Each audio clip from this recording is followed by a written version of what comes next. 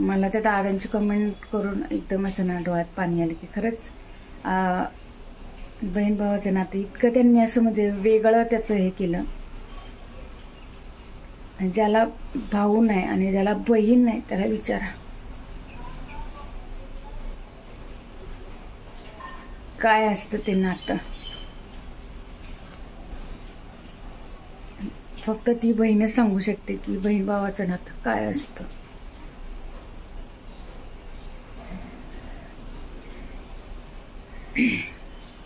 हाय, नमस्कार. कशा आहात सर्व? मजेत ना? तर मजेतच असायला हवे.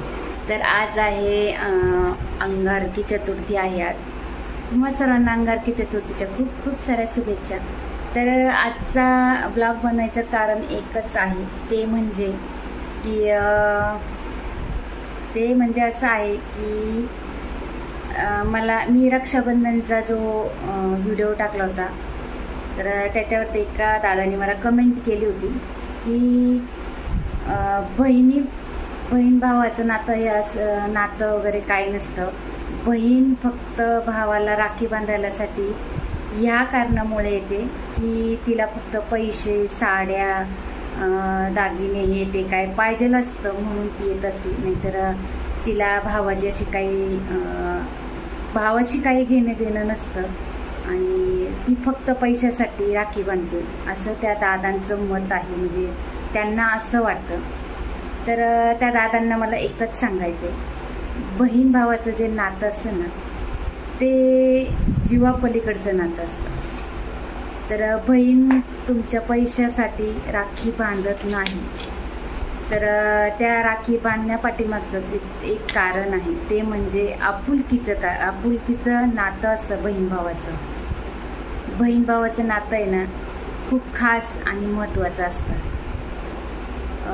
अजून सांगायचं म्हटलं ना तर बहीण भावाचं नातं हे ना अनेक वेळा निस्वार्थ असतं. म्हणजे त्याच्यात काहीच असं स्वार्थ नसतो. म्हणजे कधी भांडतात, कधी गोडी म्हणजे परत एकत्र येतात, भांडतात, एकत्र येतात. म्हणजे प्रत्येक नात्यात हे जे ना तू मैं होतच असते. पण नातं हे ना त्याच्यामुळेच टिकतं. खरं म्हटलं तर रुसवा फुगवा हे प्रत्येक नात्यामध्ये असतं आणि तो असला ना आणि असायलाच पाहिजे. का माहिती का? त्याच्यामुळं माणूस जवळ येतो.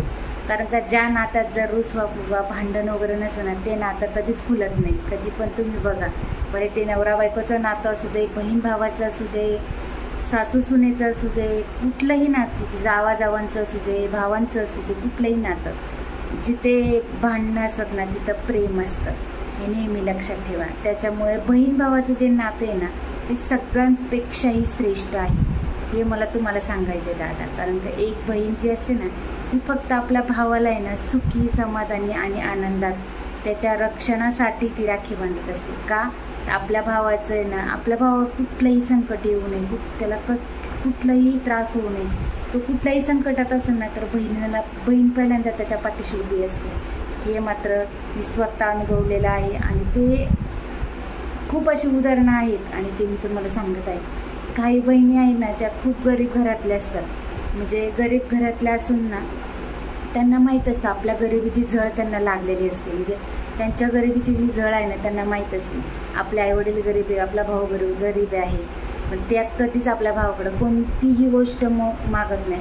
त्यांना एकच गोष्ट हवी असते, ती म्हणजे आपल्या भावाचं प्रेम आणि भावाचा आशीर्वाद. एवढंच मागते फक्त. कारण का तिला 1 रुपया जरी टाकला ना तरी तिच्या चेहऱ्यावरती खूप मोठा आनंद असतो. हां, काही बहिणी असतात की ज्या ऐश्वर्यावर आरामात ज्या म्हणजे वाढलेल्या असतात, राहिलेल्या असतात, त्यांना असते हवं असते पैशांची. पण ज्या मुली बघा तुम्ही गावाकडच्या मुली असते किंवा गावाकडच्या मुली असल्या ना त्या बघा त्यांच्या आणि ज्या सिटीमध्ये राहतात त्यांच्यामध्ये खूप फरक आहे. असं नाही सांगणार की सिटीमधल्या सुद्धा अशा म्हणजे एकदम अशा पैसे हे करणारे आहे असं नाही. पण प्रत्येकाला ना म्हणजे परिस्थितीची जाणीव असायला पाहिजे आणि ती ज्याला असते ना तोच खरा ना कोणत्याही गोष्टीतनं स्ट्रगल करू शकतो असं आहे त्याचं. तर असं मला एक दादांना एवढंच सांगायचं आहे की बहीण भावाचं नातं हे तुम्ही असं हे करू नका त्या नात्याला की बहीण भावाचं नातं फक्त पैशापुरतं असतं. तर असं नाही आहे दादा. तर बहीण भावाचं नातं हे खूप प्रेमळ आहे, खूप खास आहे, खूप महत्त्वाचं सुद्धा आहे. जिथं भाव अडचणीत असतो ना तेव्हा बहीण त्याच्या खंबीरपणे पाठीशी उभी असते. आणि तिला माहीत असतं आपल्या आईवडिलांनंतरला आहे ना आपला भाऊच आपलं सर्व काही. कारण का आई वडील जेव्हा नसतात ना तेव्हा भाऊच एक असतो जिथं आपल्याला माहीर असतं. भावाशिवाय माहीर नाही. म्हणजे जोपर्यंत आई वडील आहे तोपर्यंत लोक बोलतात माहीर आहे, पण जिथं भाऊ असतो ना तिथं माहीर कधीच तुटत नाही. काही बहीण भावंड बघा खूप भांडतात एवढे भांडतात की असं झालं तसं झालं, एकमेकांचं तोंड नाही बघणार. पण त्यांना आहे ना थोडंसं त्याच्यामुळे एकाला जरी काही झालं ना तर त्या बहीण भावाचं जीवन एकमेकांसाठी एवढी काळजी असते त्यांना. एकमेकांसाठी ते काय करू कसं करून कुठे ठेवू असं होतं त्यांना. ते असतं बहीण भावाचं नातं, ते असतं बहीण भावासाठी प्रेम. तर मला सांगा, जर बहीण फक्त पैशासाठी जर राखी बांधत असती तर भावाला तिने कोणत्याही सणाला म्हणा याला म्हणा तिने पहिल्यापासून नसतं का घेतलं. म्हणजे लग्न होण्याच्या आधी तिला साधं भावाने साधं चॉकलेट 1 रुपया तरी टाकला ना तरी तिला लग्नाचा आनंद व्हायचा. काही बहिणी अशा सुद्धा आहेत की लग्न झाल्यावरती गरीब घरात असतात, त्यांच्या घरी काही नसतं, पण सासरकडचे लोक विचारतात भावाकडे गेली तू काय आणलं. तेव्हा भावाची आणि आईवडिलांची इज्जत तिला तडा जाऊ नये किंवा इज्जत जाऊ नये त्यांचा मान सन्मान राखण्यासाठी ती स्वतःच्या पदरचा पैसा खर्च करून आपल्या मुलांना किंवा आपल्याला स्वतःला साडी कशी का असते ना 100ची असते 200ची असते ती साडी घेऊन ती जात असते आपले सासरी. का तर आपल्या आईवडिलांना कधीच कोणी आपल्या सासरच्यांनी असं बोलू नये की तुझे आईवडील तुझ्यासाठी काय करतात. तिला माहीत असते आपले आईवडील आपला भाऊ आपल्यासाठी काय आहे ते.